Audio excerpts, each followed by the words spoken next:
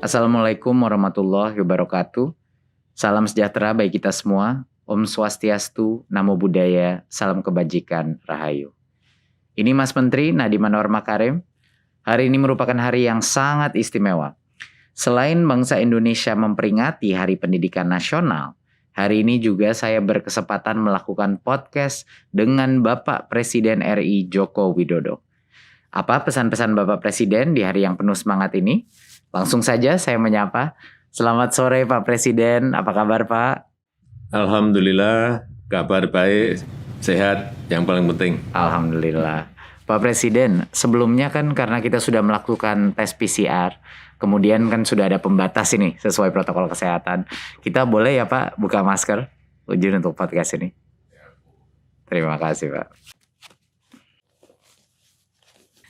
Terima kasih Pak Presiden. Izinkan saya menanyakan pertanyaan yang pertama nih Pak. Hari ini kan Hari Pendidikan Nasional Pak Presiden. Apa makna Hardiknas ini bagi Bapak?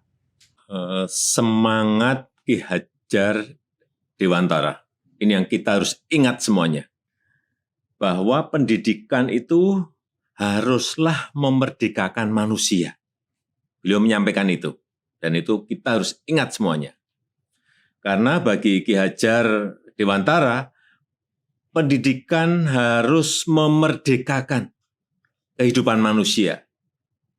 Kemerdekaanlah yang menjadi tujuan.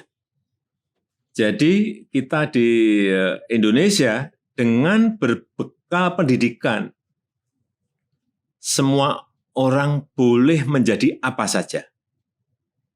Ini juga penting, perlu digarisbawahi. Tapi selain itu harus juga menghormati kemerdekaan orang lain. Untuk itu saya mau mengingatkan berhubung hari ini adalah hari pendidikan nasional, agar sistem pendidikan Indonesia sekali lagi haruslah memerdekakan manusianya dan membangun jiwa dan raga bangsa. Coba saya ingin juga bertanya pada Mas Menteri, apa filosofi Ki Hajar Dewantara yang terkenal di dunia pendidikan?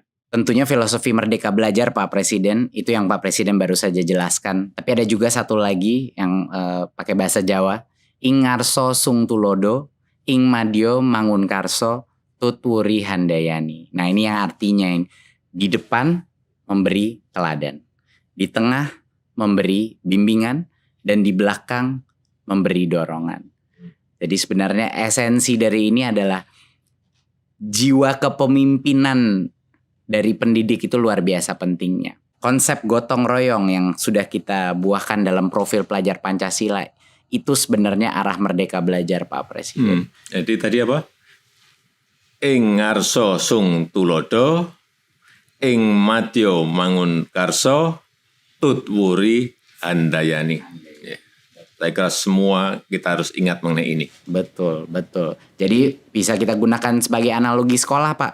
Sekolah-sekolah di depan yang sudah lebih maju, sekolah-sekolah penggerak misalnya, mereka yang memimpin dan melihat menjadi teladan. Sekolah-sekolah di tengah, mereka membimbing kelasnya mereka, melakukan transformasi di dalam. Dan sekolah-sekolah yang mungkin masih di belakang, itu diberikan dorongan dan mereka harus meminta ke dinas, ke pemerintah untuk bantu mengupgrade saya. Jadi itu salah satu filsafat gotong royong, tapi ekosistemnya Pak yang dikuatkan. Jadi menurut saya itu yang terpenting. Tapi menurut saya Pak Presiden, saya sangat setuju sama Pak Presiden bahwa kemerdekaan berpikir, kemerdekaan berkarya, kemerdekaan bertanya, pertanyaan-pertanyaan sulit, itu yang impian kami ya Pak untuk di kelas-kelas kita, sehingga anak-anak ini bisa merdeka dalam menjadi apapun yang sesuai dengan minat dan bakat mereka, gitu Pak. Sekarang kita dalam situasi pandemi nih Pak Presiden. Apa yang menurut Pak Presiden menjadi tantangan dalam mewujudkan pendidikan yang memerdekakan itu? Ya ini kalau kita gunakan cara-cara lama, ya pendidikan tidak bisa jalan di era pandemi ini, nggak akan bisa. Perlu cara-cara baru. digital, hybrid ini, dan kita harus harus cepat adaptasi, harus adaptif, kreatif, dan ada inovasi-inovasi terus. Situasi pandemi seperti saat ini tidak hanya dihadapi oleh Indonesia saja. Semua negara mengalami, lebih dari 215 negara mengalami. Dan pandemi ini mengubah secara drastis kehidupan kita. Dan untuk memutus penyebaran COVID, kita juga sudah memutuskan untuk pembelajaran jarak jauh, pembelajaran yang dilakukan secara daring. Dan tantangannya adalah bagaimana memastikan pembelajaran dapat tersampaikan dengan baik, terutama untuk yang pendidikan dasar. Dan ini guru-guru dituntut betul-betul untuk kreatif dan inovatif. Dan kondisi pandemi ini harus juga kita manfaatkan untuk mengevaluasi, mengkoreksi total dunia pendidikan kita. Pandemi juga jangan menjadi penghalang untuk mencapai kemajuan, dan saya sangat berharap cita-cita untuk mencapai SDM unggul itu tidak berhenti, agar pendidikan yang berkualitas bagi seluruh rakyat Indonesia ini benar-benar dirasakan oleh rakyat kita dari Sabang sampai Merauke, dari Miangas sampai Pulau Rote, semuanya merasakan. Sebenarnya banyak sekali Pak Presiden hal-hal yang sebelumnya intuisi kita sudah merasakan perlu ada perubahan di pendidikan, tapi karena pandemi ini itu menjadi jauh lebih jelas. Kesenjangan digital, akses internet yang tidak merata, ya kan, akses guru berkualitas yang tidak merata, penganggaran kita yang mungkin tidak memprioritaskan daerah-daerah 3T, Pak, itu semuanya ketahuan semuanya. Ketahuan semuanya, kelihatan semuanya karena pandemi ini. Betul. Dan ini menjadi koreksi kita dan menjadi bahan evaluasi kita untuk kita perbaiki. Betul, Pak Presiden. Dan kita juga udah melihat, Pak Presiden, belum pernah kita melihat jumlah guru yang hari ini terpaksa untuk mempelajari berbagai macam platform pendidikan. Itu kalau tidak ada pandemi nggak mungkin, Pak, bisa 10 tahun kita mencapai itu. Tapi karena pandemi, jumlah guru dan orang tua yang belajar teknologi, Pak, luar biasa. Dan mereka sekarang mengakses seminar-seminar online kita, partisipasinya semuanya memecahkan rekor-rekor. Jadi luar biasa semangat guru di masa pandemi ini. Dan sekarang kita sudah masuk dalam tahap vaksinasi. Nah, Pak Presiden telah memperjuangkan untuk guru dan tenaga pendidikan itu menjadi salah satu prioritas untuk vaksinasi, Pak. Tapi apa saja menurut Pak Presiden mengenai vaksinasi ini agar kemajuan pendidikan ini tidak terhalang? Apa menurut Bapak? Vaksinasi ini harus. Karena kita harus mencapai herd immunity, kekebalan komunal. Jadi kekebalan komunal juga harus. Karena kita punya target, ada target pendidikan yang perlu dari offline ke hybrid. Waktu itu Mas Menteri mendampingi saya toh. Iya, Pak. Ya, pemerintah sudah memulai vaksinasi bagi tenaga pendidik dan kependidikan. Ini agar apa? Agar para pengajar ini terlindungi dan juga anak-anak kita bisa terlindungi dan anak-anak kita juga bisa segera sekolah tatap muka tapi terbatas, muka terbatas. Harapan saya ini seluruh tenaga pendidik, tenaga kependidikan dapat segera divaksinasi, karena saya telah menyampaikan ke Menteri Kesehatan beri prioritas. Dan dengan segala daya dan upaya, kita ingin segera mengembalikan anak-anak kita ke sekolah, tapi juga dengan catatan harus aman dari COVID. Kita bisa segera mengejar ketertinggalan yang disebabkan oleh pandemi. Jadi, kalau nanti sudah mulai tatap muka terbatas, betul-betul secara ketat harus menjalankan protokol kesehatan. Betul. Kemudian kita evaluasi setiap wilayah seperti apa. Dan setelah itu kita akan memutuskan lagi kebijakan ke depannya akan seperti apa. Gimana kira-kira? Dari saya, kalau menurut saya itu adalah hal yang terbaik Pak. Karena sekarang banyak sekali orang tua tidak diberikan opsi untuk tatap muka. Jadi menurut saya sudah sangat baik kebijakan bahwa kalau guru-gurunya itu sudah divaksin, sekolah itu wajib membuka opsi tatap muka Pak. Iya. Tetapi orang tua tidak wajib mengirimkan anaknya ke sekolah kalau orang tuanya tidak nyaman.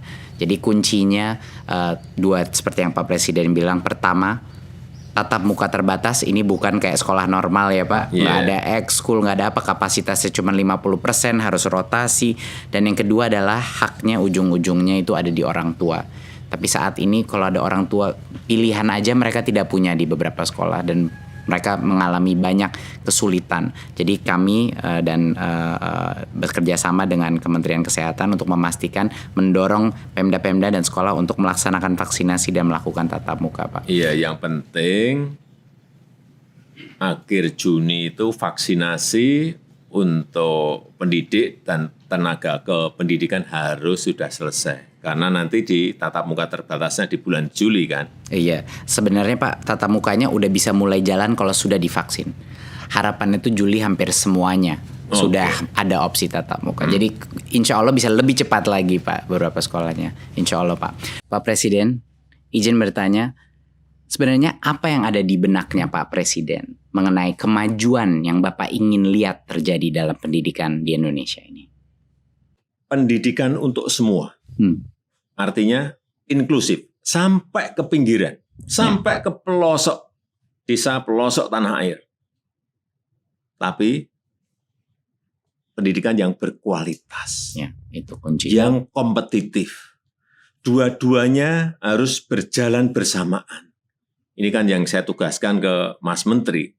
Justru dengan sekarang ini ada pandemi, terjadi percepatan untuk digitalisasi. Jadi kalau melihat di lapangan proses belajar jarak jauh yang kita lakukan, menurut Mas Menteri seperti apa? Banyak kendalanya. Banyak yang nggak punya HP, banyak yang nggak punya koneksi internet, dan kita melihat di dunia memang kualitas daripada pembelajaran itu ada penurunan. Tapi hal yang dipelajari para guru-guru dan anak-anak mengenai platform-platform digital ini menjadi suatu kesempatan emas bagi kita Pak Presiden untuk mengikuti perkembangan itu dan menggunakannya untuk transformasi pendidikan seperti yang Bapak bilang, hybrid. Walaupun anak udah kembali ke sekolah, nanti berbagai macam platform teknologi akan meningkatkan kolaborasi antara guru, orang tua, dan murid dengan cara-cara yang belum bisa kita prediksi, tapi kesempatannya banyak sekali Pak. Jadi sudah ada terobosan-terobosan? Sudah Pak. Ke sana. Ada beberapa. Ya. Pertama yang saya bilang tadi adalah digitalisasi sekolah akan menjadi salah satu fokus utama di dalam program Merdeka Belajar ini. Tapi ada beberapa program-program yang sangat penting yang sudah diluncurkan Pak, walaupun dalam masa pandemi. Yang pertama adalah ujian nasional kita ubah menjadi asesmen nasional, di mana sekarang kita bukan mengukur informasi, tapi kita mengukur numerasi dan literasi kemampuan bernalar Pak, sesuai dengan standar internasional. Dan pertama kalinya di sejarah kita Pak Presiden, kita akan menambahkan survei karakter, di mana nilai-nilai Pancasila akan bisa kita ukur dan kita kuantifikasi per sekolah.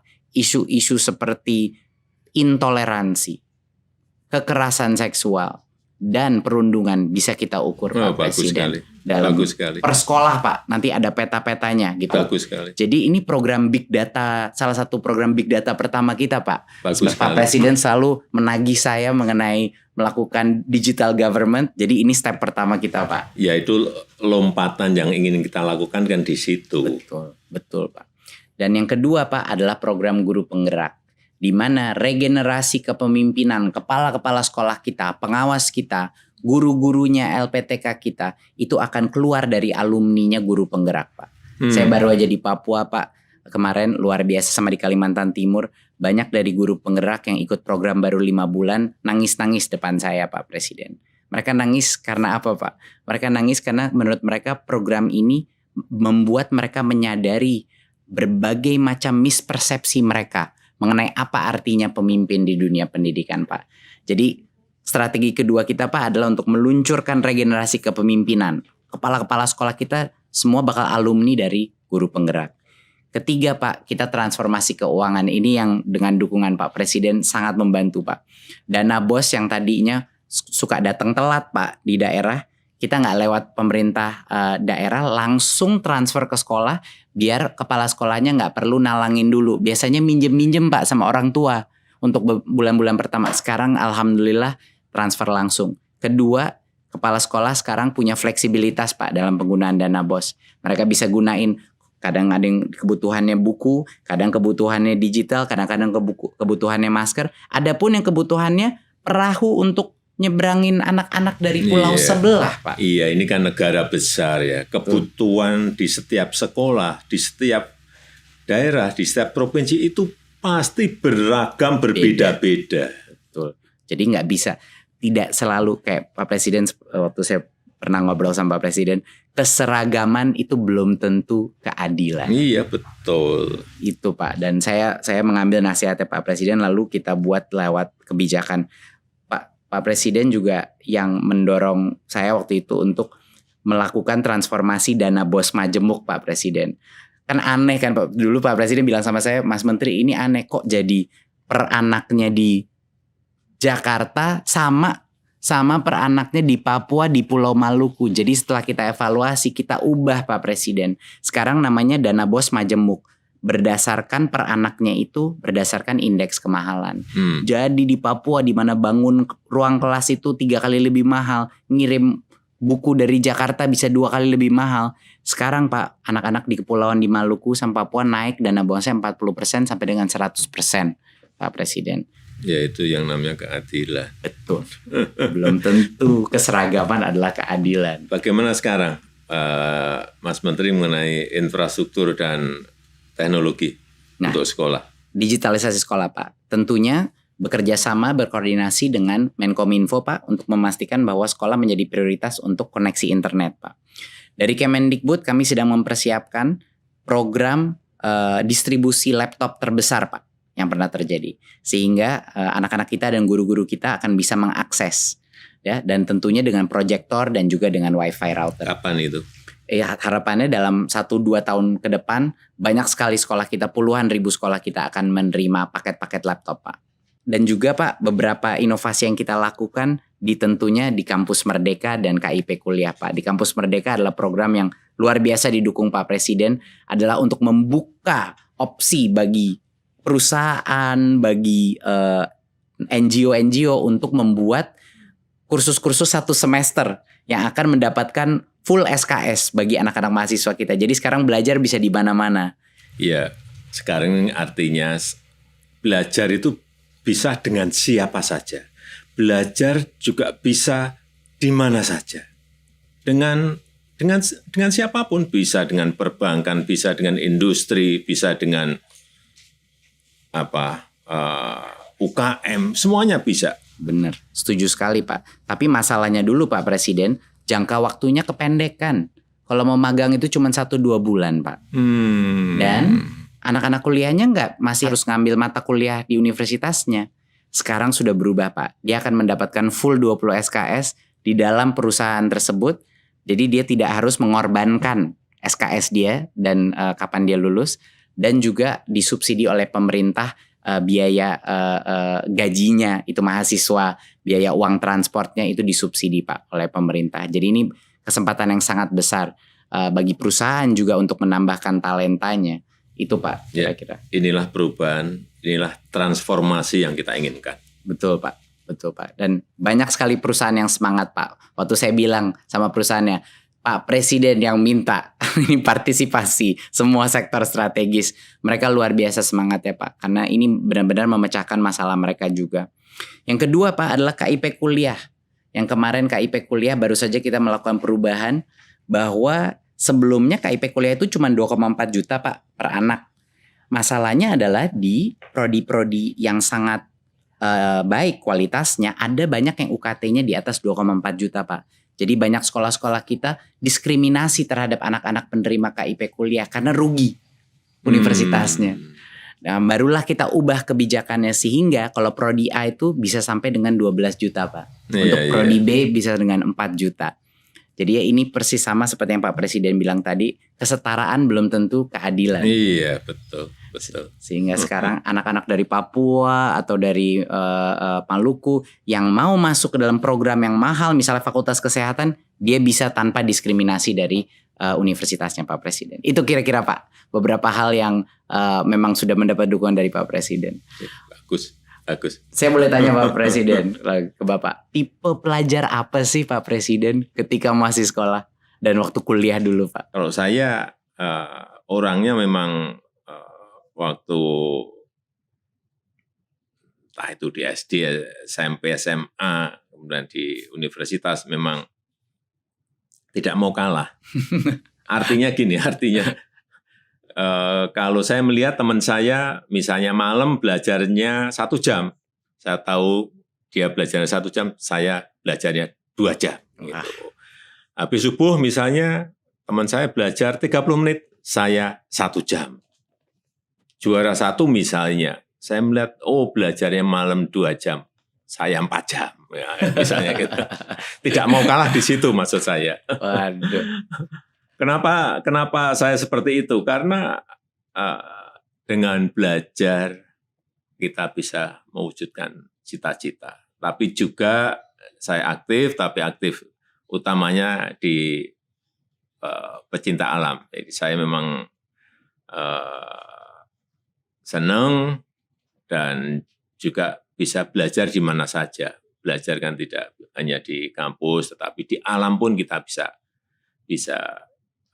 belajar, dan pendidikan yang kita peroleh di luar ruang kelas itu juga sama pentingnya dengan pendidikan yang kita terima di dalam kelas. Betul. Kadang lebih penting, Pak. Kadang bisa lebih penting. Bisa lebih penting. Iya. Pak Presiden, ada hal khusus nggak yang dulu dilakukan Pak Jokowi ketika masih menjadi pelajar dan mahasiswa yang manfaatnya itu sangat terasa hingga saat ini ketika menjabat jadi presiden, Pak? Ada nggak yang paling relevan, Pak? Gitu. Iya, saya selalu belajar dari kesalahan. Kemudian juga tidak pernah putus asa. Dan saya senang yang namanya kompetisi. Saya pikir itu yang juga membuat saya berani memulai berwirausaha mulai dari nol sebelum menjadi pejabat publik. Kalau kita tidak berani berbuat sesuatu yang kita tahu akan baik untuk perkembangan diri, bahkan baik untuk sesama, ya saya pikir kita tidak akan bisa maju. Dari dulu saya itu suka ingin tahu, dan semuanya ingin tahunya juga secara detail, lihat betul. Saya pengennya gitu. Saya merasakan itu Pak di meeting-meeting sama Pak Presiden waktu awal-awal. Setiap kali saya duduk Pak Presiden itu, saya kira saya akan digurui gitu Pak. Tapi ternyata Pak Presiden yang menanya begitu banyak pertanyaan dan selalu mencatat. Tapi apa Pak Presiden dari dulu memang seperti itu Pak? Selalu ingin bertanya detail. Iya. Oleh karenanya sekarang pun juga sama seperti itu. Kenapa saya cek ke lapangan setiap pekerjaan-pekerjaan secara detail. Secara detail pun kadang-kadang masih meleset, apalagi tidak. Betul, setuju sekali Pak. Boleh saya tanya Pak Presiden. Pak Presiden, apakah ada pesan mungkin penyemangat untuk para pendidik dan pelajar di Indonesia di Hari Pendidikan Nasional ini? Jangan berhenti belajar walau sedang pandemi. Justru gunakan untuk belajar sekarang ini secara mandiri dan menjadi pembelajar sejati. Ilmu dari sekolah atau dari kampus itu bisa menjadi suatu saat itu usang, menjadi jadul. Tapi kalau selalu belajar sepanjang zaman, ini akan terus bisa relevan. Artinya memang kita harus belajar terus. Luar biasa, menjadi pembelajar sepanjang hayat ya Pak. Menjadi pembelajar sepanjang hidup, betul. Terima kasih Pak Presiden RI Joko Widodo. Banyak sekali pesan Bapak yang tadi menjadi bekal buat saya menjalankan tugas ini.